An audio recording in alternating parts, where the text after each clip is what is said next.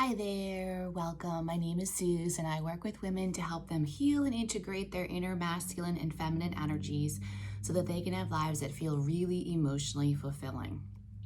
Today, we're going back to the basics. For me, where I live, today is actually the first day of school for my boys.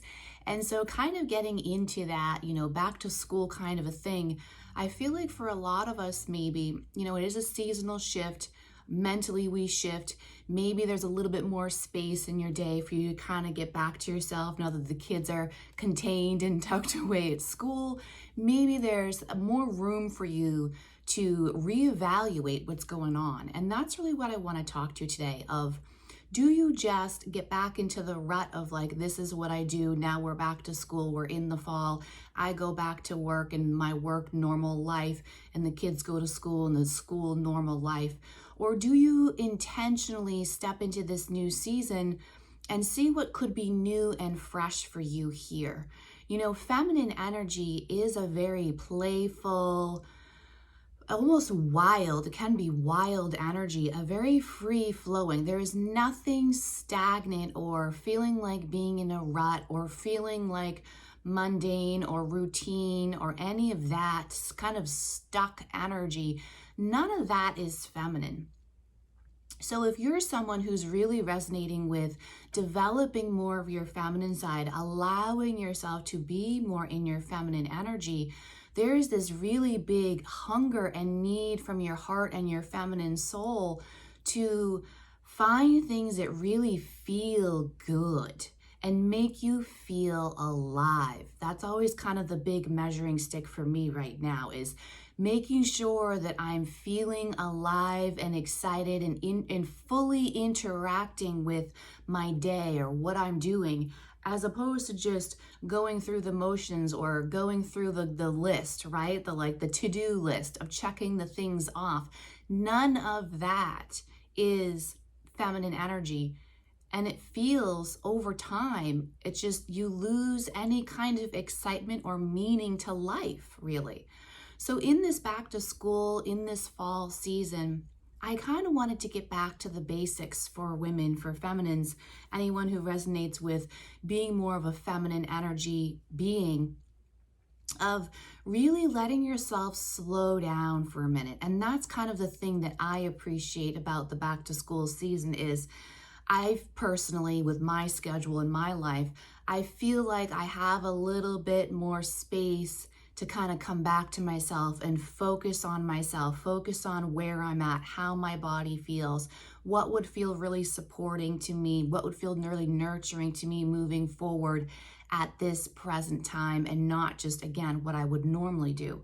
The kids are in school, so there's not as much responsibility on me to be in mom mode, right? I have a little bit more space to come back to the fact that I'm an adult and I'm a woman, and I can be more in that space now that, they're kind of somewhere else for a little bit. So on that note, I want to get back to the basics really quickly. And again, this is going to be a really basic, simple, quick little video to really invite you or even give you permission. I feel like that's the thing that a lot of us women need to be giving to each other, is the validation and the permission to step more deeply into the feminine realm in a world that doesn't really encourage that and still seems to emphasize a much more masculine approach to life and living and making decisions and goals and all of that. Can we give each other more permission to be in the feminine flow? And on that note, one of the big things about feminine energy is the prerogative and the right to change your mind. Because think about it. Again, if I'm saying the energy of the feminine is very free flowing, and it isn't about the to-do list. It isn't about the routine. It isn't about this is what I always do and this is what I've always done. I just saw 444 on the timer. This is about freedom and flow. So if that's true, and it is, if that's true, then there's the prerogative to, I can change my mind, because how I feel at any given moment is going to change. Now, of course, I don't mean this makes that you're this flighty person with no sense of direction or purpose or goals, just flighty, emotional here, there, and everywhere. Obviously, that's not what I'm saying. That is ungrounded, and that's not what I'm saying. However, just because something worked for you or felt good for you in the past does not mean in this present moment of who you are or where your life is right now, that thing may not fit. And this conversation is really powerful right now because at the time that I'm recording this video, tomorrow is a Pisces full moon. Pisces is a very feminine energy. Pisces is a very spiritual, dreamy, otherworldly kind of energy. And a full moon is about releasing anything that isn't aligned. Feminine energy is Pisces energy is feminine energy. Feminine energy rules the world of emotions, the unseen, intuition, dreams, all of the energetic, emotional stuff, spirituality, connection. The unseen world is what the feminine rules. So coming into a Pisces full moon, plus we have, back to school season for me where I live, there's so much energy around us encouraging us to get back to the basics. What really would feel good and supportive and nurturing? What would help me? Maybe in the summertime, schedules tend to be a little bit more loose for me. They're not as rigid when there's not school, right? So what can I do to kind of reground myself, refocus on my goals and what I'm going to accomplish now that I have a little bit more structure and I have a little bit more adult time without responsibility of the children? What would really help me right now? Not what I've done in previous back to school seasons, right now. Where am I at right now? And with this full moon, what can I let go of? What rules have I imposed on myself? Or what thought processes or belief systems have I built up that I've said that this is how I do something, or this is what I need to do?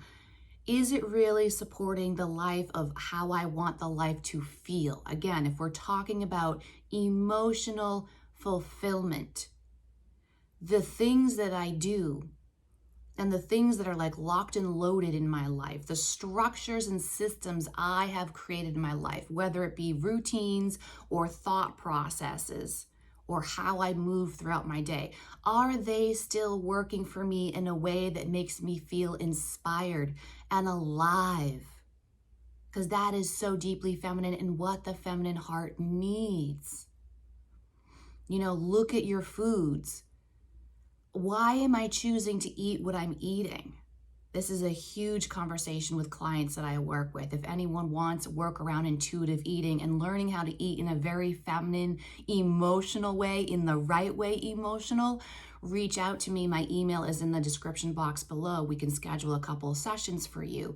But learning how to eat in a way that feels really good, and developing a very intimate relationship with food and being aware of what associations and connotations you really have with food, and not what the world has told you you're supposed to eat or what's healthy and what's not healthy. No. Have you done work to really see or feel how particular foods make you feel, or what emotional associations you have with food? I have this one client that I worked with, and I use this example all the time because it made such an impact on me when I was working with her around food and eating. And we were exploring food for her, right? And helping create a map of the foods that generate certain feelings and emotions for her. And we came across the fact that blueberries for her got her really passionate and excited, and she loved blueberries, and they very specifically brought her to a very exciting, alive, passionate place when she had blueberries.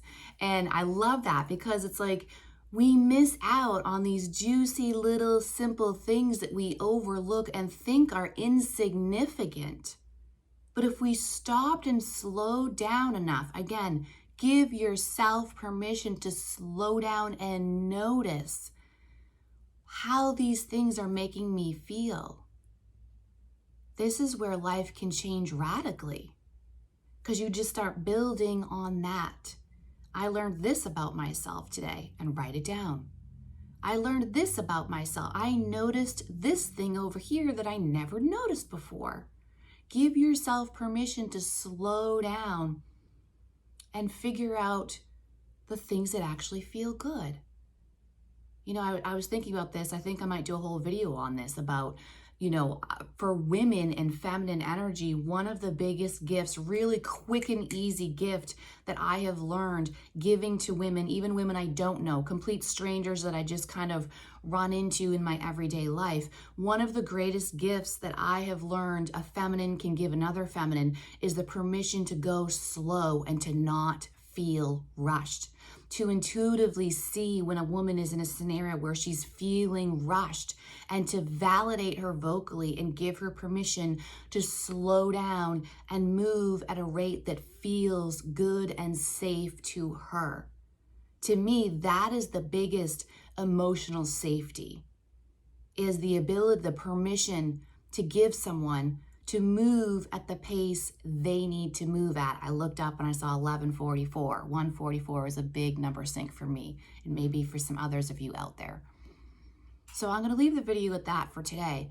But can we get back to the basics with yourself and really notice how things are landing, the way you structure your schedule in your day? Does it still feel aligned with you, or have you grown into a new space where your needs are different than what they used to be?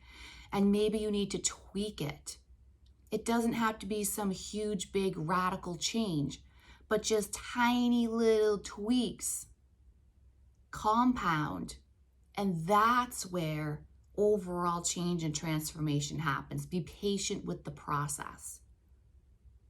I hope this video helped. If you found value here, please do like, subscribe, and comment.